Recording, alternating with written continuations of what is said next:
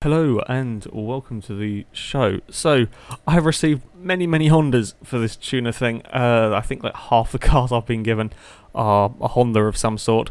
So we're going to basically do Hondas for the next couple of weeks and get them all out of the way. So up first we have the Honda CRX. This one was sent to me by Hijacker014.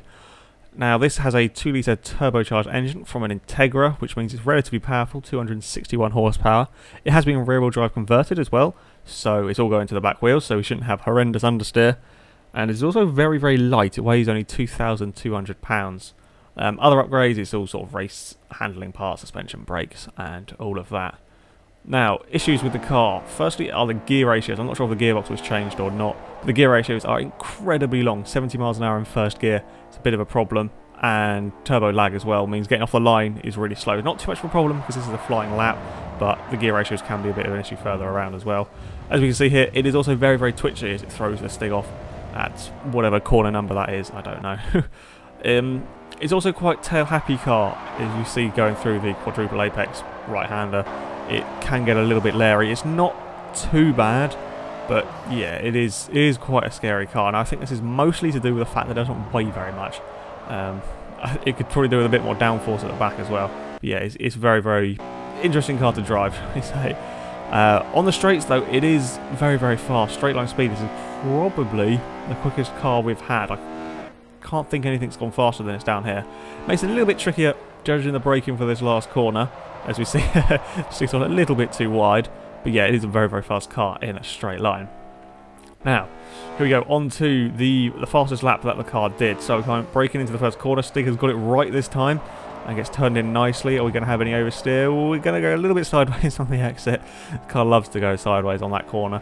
Now, through this next bit, this is a fantastic corner. I love this corner, this bit down here. It really tests the car's levels of grip. And we go through the bomb hole, and it's not too bad through there. Sometimes you see cars going a little bit sideways, sort of escaping off towards the gravel trap, but it's kept under control. Now, coming through here, where it caught Stig out earlier, it's going very sideways through there, but it has not got on the grass, so it is all good. Now, up to the very tricky quadruple apex right-hander.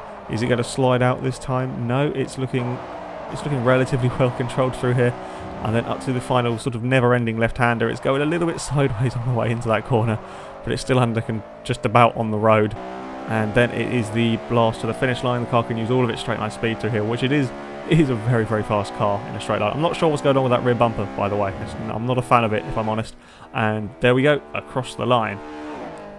Now, of course, we shall save the lap time for the end of this, and then Stig's going to celebrate by going completely wrong through the first corner. Now, up next, we have a Honda Civic Type R. This one is sent to me by Ferrari Boy 97. Now this has 260 horsepower, so it's one less horsepower than the CRX. It weighs quite a lot more though, near enough 2,800 pounds. This too has a 2-litre engine, however this one here is supercharged rather than turbocharged, so there is no turbo lag at all. I also really like the paint job. It is a British touring car livery, I guess. Now, as far as this car goes, I have to say actually this is a really quite a good car. It's quite hard to show. The slight issue with it is a little bit tail-heavy. Again, this one here has been made rear-wheel drive. It's not very easy to show because it's not massive, but it is just a little bit tail-happy when you really push it through a corner where you want it to be stable. The rear end will just start letting go. It's not horrendous, not as bad as the CRX that we had before, but it's quite hard to show, but it is a little bit tricky through the very fast corners. So, onto the fastest lap, and of course we get turned in very nicely into the first corner. There's going to be no oversteering moments through there. The car's actually a little bit twitchy, you can see through there. Stig trying to correct it, and it just sort of starts twitching away. Not quite sure what's going on there. And we're going through the bomb hole section, fantastic corner down here. This car is actually really quite fast through there. It's about 115 through the apex there, which is much faster than even a Ferrari 360 Challenge I drove through there. Coming up through this corner here, that's a very tricky corner. It gets a little bit twitchy on the exit again, but it is kept together. Now, up to the very tricky right-hander here. It's very tricky driving it through here. you can't quite be full on the steering because the back end just wants to sort of step out, which makes it a little bit slower through there than it could be. Then around the last corner, actually running out quite wide and close to the grass there, but it is kept on the track, and then it isn't as fast in a straight line as the CRX. It's about 10-15 miles an hour slower, but there we go, it gets across the line.